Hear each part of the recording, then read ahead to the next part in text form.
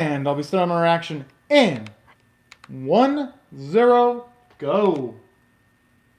Alright. Although that's just overly dramatic though. These are kids they're dealing with and they're just fucking breaking the building. Okay, they train the children as if they've committed some kind of crime. Oh boy. I actually wouldn't mind seeing what's... Honestly, should he really be calling her Asuna Samando? What has she done to earn the right to be called Sama near her name? I mean, even if that's the case, she's acting like a douche right now. I'm just saying, like, they break that building, like, instantaneously. I mean, what if there were kids nearby? I think it might have actually been harmed. I'm just saying. That dude does not look like a 6th grader. He looks like a freaking adult.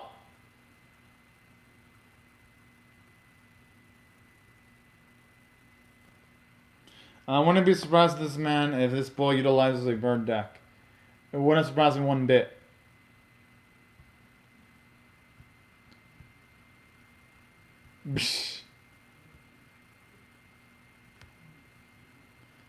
Oh well, she's getting overly dramatic now.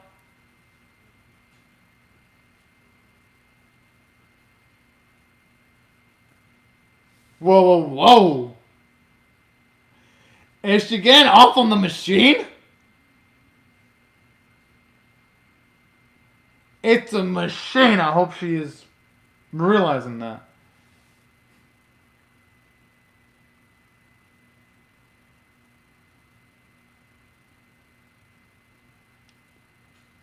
Okay, what was those like Sojo's charms bubbles? Okay, no, this is getting kind of creepy now. Okay, she's like if she could fuck with the machine, she would actually have sex with it if it was even possible. Okay, yes. Okay, that creeped me out just a little bit. I'm like, oh, okay.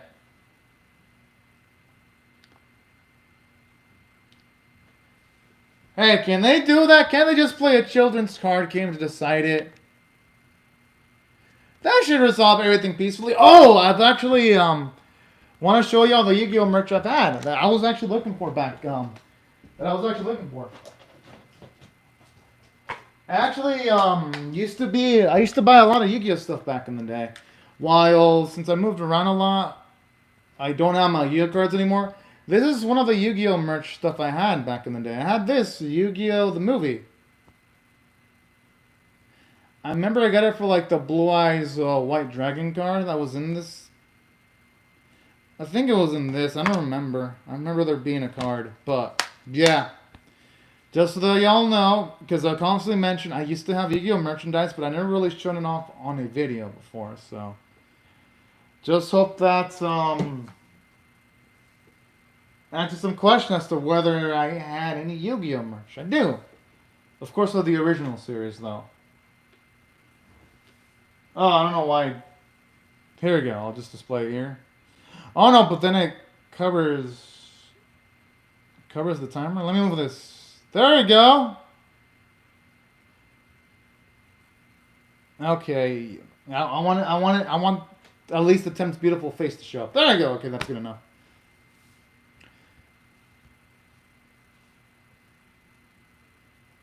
Okay.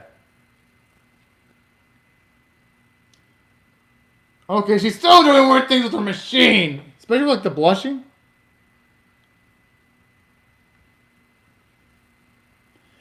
Was all that destruction necessary, though? And speaking of which, the citizens should have some common sense. I would at least try to duel for the right to keep the building. I wouldn't just allow that to happen straight up.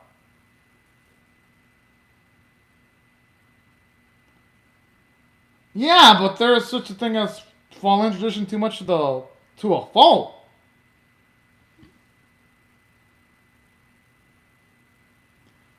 Damn, we got an edgelord here.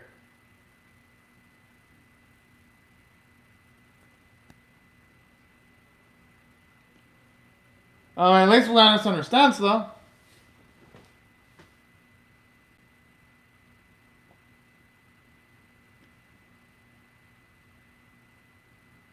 Whoa!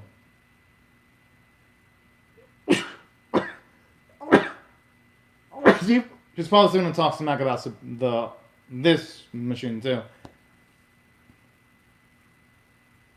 The fuck?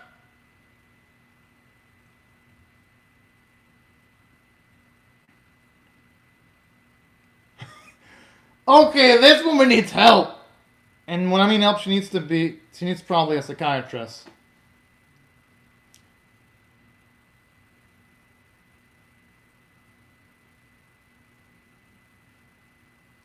Oh, damn. He can call her whatever the fuck he wants.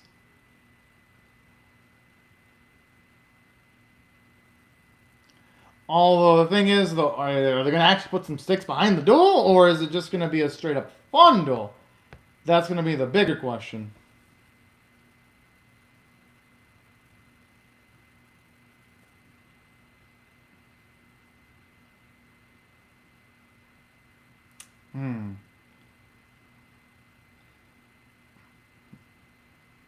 Oh, she's going to want some conditions, though.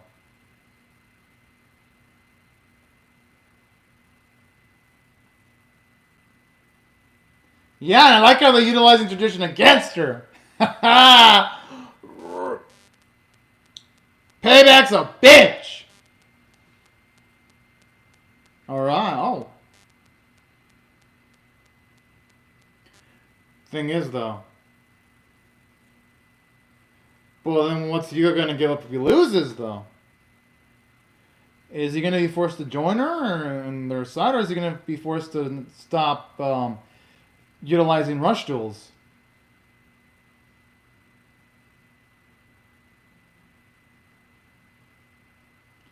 How the fuck is that fair, though? I mean, what are the conditions to be like, alright, Yuga, I want you to kill yourself if you lose the duel. Or something extreme like that, I want you to give up your soul. Or even something weirder like, I want you to be my sex slave. Like, it's kind of unfair that she's not saying the conditions straight up. I'm just saying.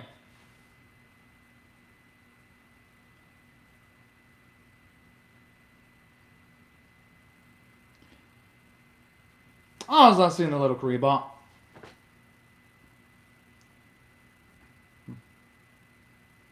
Huh.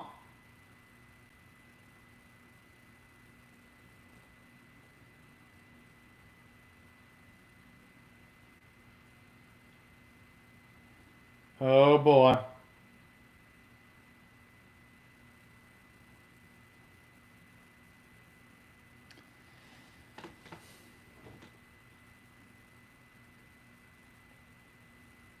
Okay, that's actually pretty gutsy. Okay, I can understand that. Always being prepared for every little scenario. How in the world did she memorize around 1,000 rules, though? Definitely sounds like a girl who's had a lifestyle that's been sheltered for the most part.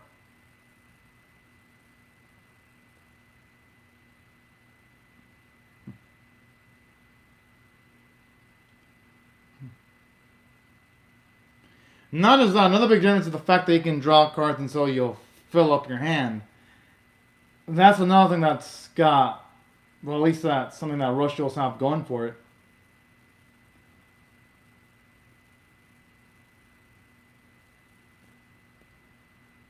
Damn, he's already summoning like a 2,500 attack monster?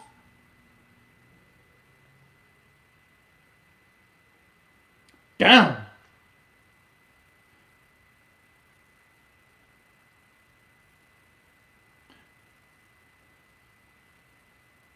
Yeah, they kind of look similar. Oh, freaking Luke. But hey, that's kind of what makes him funny, though.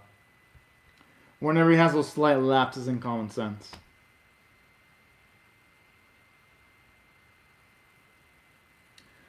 Okay, that is... Okay, she's actually making some good moves. Holy cow.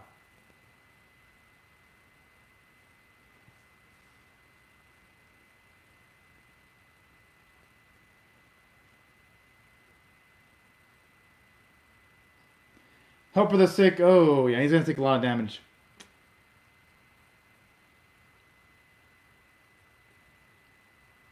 And it's just the first turn, too, and he's already struggling this much.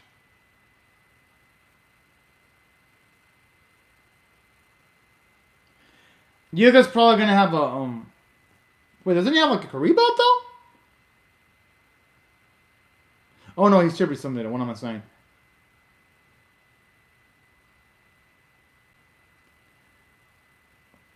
What the fuck?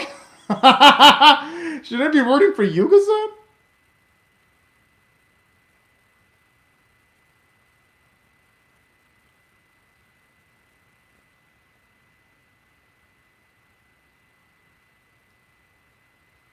That's fucking adorable. But honestly, she does enjoy it. She should be honest with herself. But honestly, Yuga's been in worse shit than this. I mean, wasn't he like in a bigger pinch when he was dueling against Neil?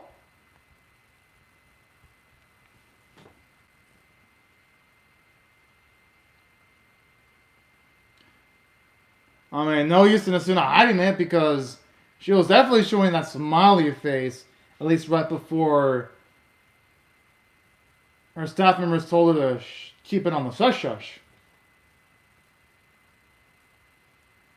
Oh, that's adorable.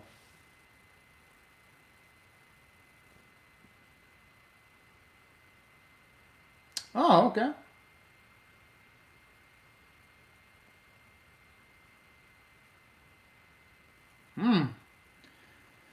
At least that shows you why she has a lot of pride when it comes to, say, following traditions and all that.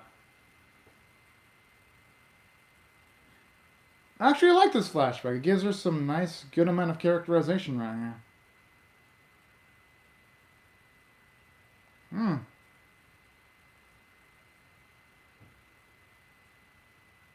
Aww. They honestly chose the perfect actress for this. So freaking kawaii right there.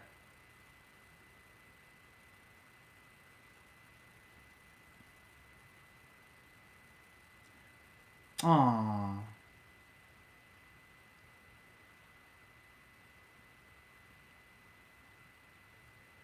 Oh.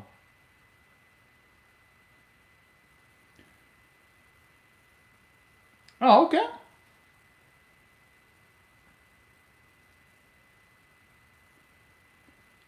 Hey, you know. I hope it implies that we're going to see at the very least the leader of the Koha Corporation soon, and he might actually factor into the plot eventually.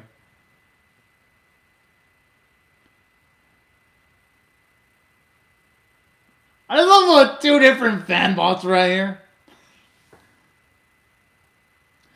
So that.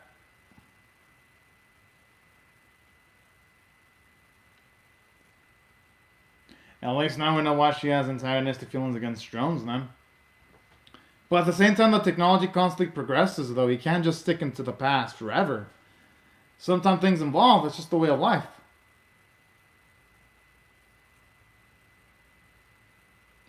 Hey, you know, if it's to summon multiple Karibos, that's not such a bad ability right there.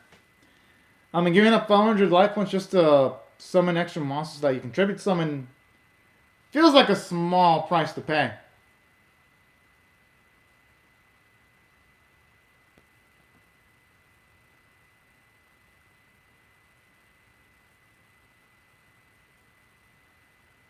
You know, it's been a while since they've shown off the witch. Aww.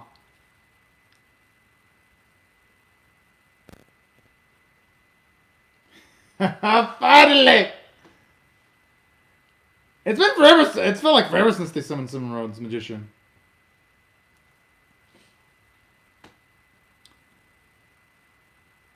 I just hope for his sake, though, that if he does match attack some of Asuna's monsters, there isn't any spell or trap cards that can make up the difference.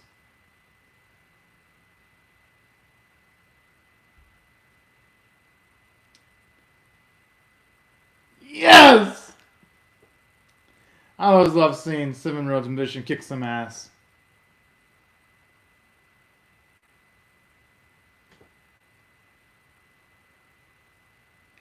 And how could we happen to have 100 more attack points than one of our strongest creatures on the field?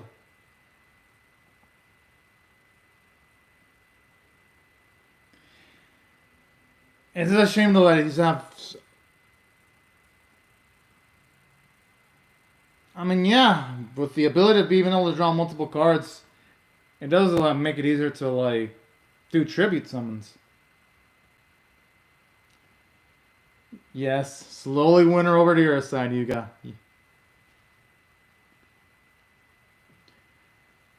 Hey, you can never tell with the Kawaii smile. She is freaking enjoying this.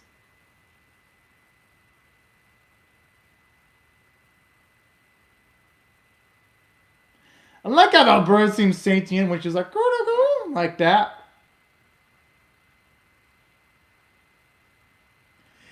He's just barely noticing this now.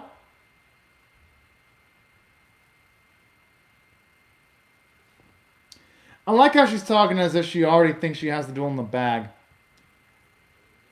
She should learn on Yu-Gi-Oh! You never count your chickens before you hatch until the opposing opponent has 0 life points. Oh shit! I didn't think they were gonna wipe out the maximum summon in this freaking episode. Holy fuck! Yo, it looks so beastly too. Doesn't even look like a simple monster card. It feels like it'd be big enough to even count as like a field spell.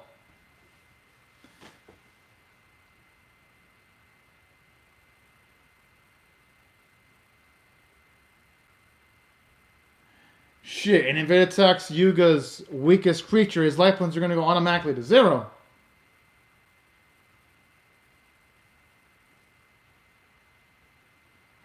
Because, yeah, if he attacks just the Swin 7 Witches Road, it's going to be at least 1900, life points of damage.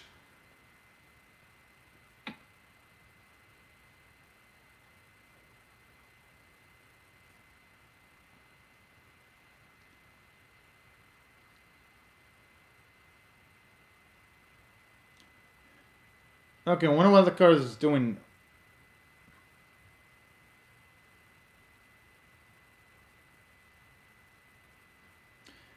Probably because she has something deadlier that she probably has something deadlier that can actually make up the difference. I imagine that's the reason why she's doing that. Oh, fuck. Well, yeah, I mean, if you have an opportunity to, like, 1-hit KO your opponent, you fucking take it.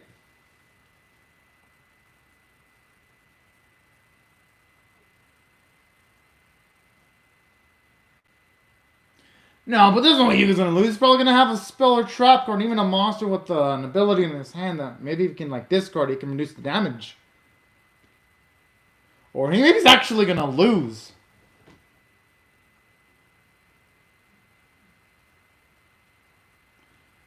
Hoping clutching the teeth means that he's got a plan. Yeah, oh.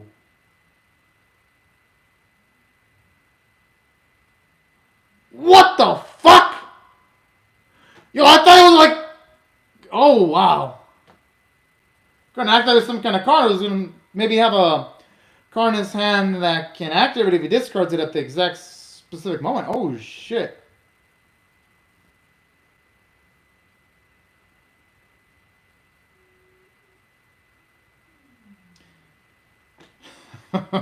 Boy. Shouldn't it just be Yuga though? Why is it fair that they all transfer into that same school?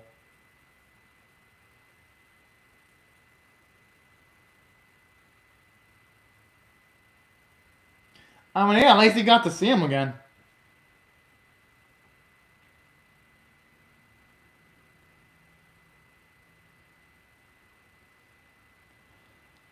They make it sound like being transferred to the 6th Elementary is a fate filled with death and torture and suffering. But the way they're all really dramatic. Not to say I don't like that though. I mean, the over dramatic theatrics do put a smile to my face.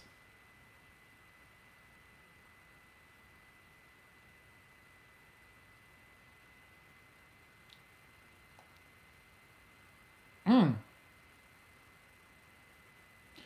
Oh.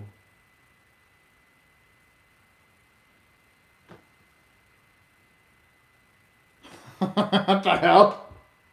Oh,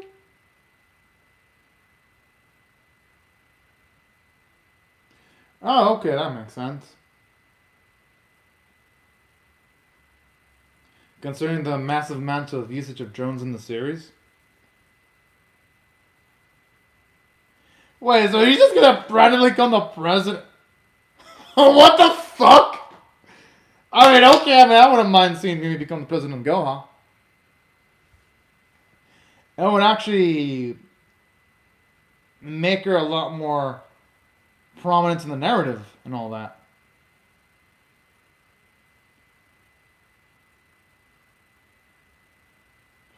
Okay, then why the fuck would she want that?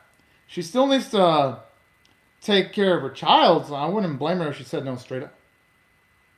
But then it's just this promotion she's looking. Okay, that's pretty damn fucking gutsy.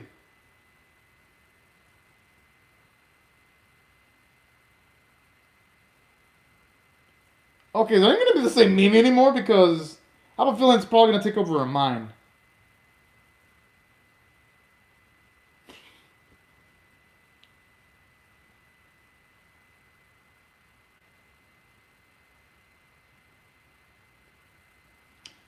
Okay, so I guess it was all part of.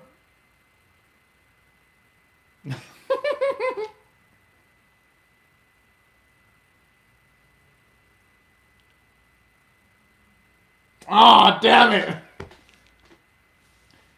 I actually want to see more. Especially the fact that they're not going to make Mimi a throwaway character, but she's actually going to be doing some more useful shit. I mean, for the plot, of course. And she's more than, at least this shows you that she's more than just a character that's there for the hilarious moments. I dig it. But let me get my rating on the episode overall. I'm definitely going to rate this one a 9 out of 10.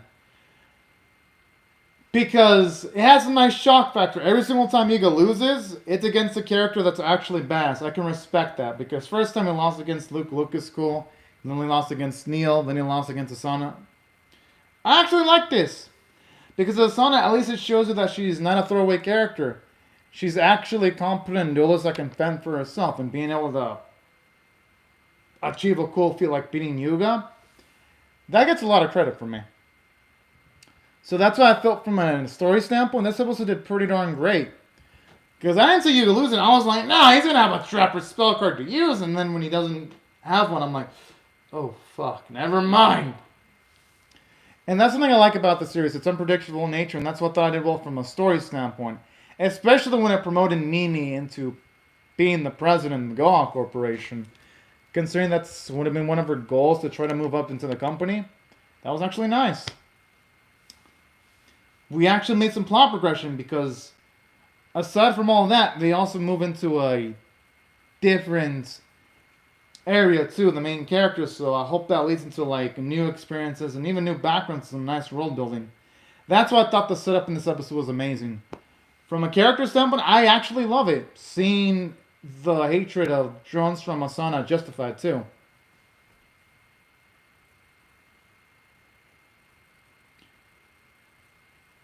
Oh, is he gonna try to play for the freedom of the students Kotoko?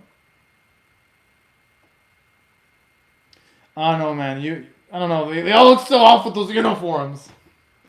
I'm so used to the usual uniforms that seeing them anything different, just my brain's like trying to blast process their new appearances. But all jokes aside, though, I also like this episode for the fact that we actually got some character development for Kaizo. At least he's trying to stick up for our main protagonist, while Sebastian's being a little bandwagon, trying to figuratively ass kiss the opposition. I thought that was some pretty nice humor. And it made the dialogue in the episode pretty lively. The only thing, though, about this episode that was kind of like, was I kind of wish that Yuga would have pressed on Asana as to like what she wanted, because it's like that feels like a hard condition right there where if Yuga loses they all forced to join. I really think that should only been limited to Yuga, because I'm like, well then shouldn't Romin, Luke, Gatoka have the right to duel for themselves too? I'm just saying. And speaking of which, this episode kind of introduces a little plot hole, at least for this episode specifically. Because while they were burning down the building, why didn't any of the other duelists try to duel the people with the shovels so that their area they're in doesn't get torn down? Considering the fact that everything in the series is resolved through dueling, I'm surprised the kids themselves didn't try to resolve everything through dueling. That's where sometimes I'm like, yeah, the script, it could have been better. But for the most part, though, it was a great episode. I just have to mention that because, well, I can't ignore the flaws when I see them. But other than that, I had a lot of fun. As for other elements that I also enjoyed about this episode too, though, aside from that, I did enjoy the fact that from this episode specifically, we get to see why Asana hates drones. You actually feel for her. It actually makes the win against Yuga feel like it has more weight, because you see that she's dealing with a purpose, and I like seeing her personal conflict where she's actually up to the point where she wouldn't mind doing rush dueling, but then her allies try to shush her up so that she doesn't get into trouble. I like moments like that. Shows you that she's at least more layered than your typical Yu-Gi-Oh! Sevens antagonist. And also love in this episode that to see Yuga put in a situation with adversity where even he was shocked that he lost at the end of the episode. So there were some nice surprises here and there. And that's why if I had to rate this episode, it gets a 9 out of 10 because the script was great. And the animation was nice during the dueling. Especially when the Maximum 7 was utilized. It looked freaking cool with the epic glow. Voice performances were awesome. Music was nice, and that's why I have to rate this one a high score. But anyways, y'all, these are my thoughts on the episode. I would love to hear your thoughts on how I feel about my reaction or the episode itself in the comment section below. Hope y'all rate the video, share it, comment, subscribe, and I'll see you guys later if you come back for more, because I'm definitely going to be reacting to Yu-Gi-Oh! 7's episode 33. And for y'all not to miss that, I recommend y'all subscribe and hit my bell for notifications. But anyways, y'all, thank you so much for watching my video, and have a fantastic day, y'all.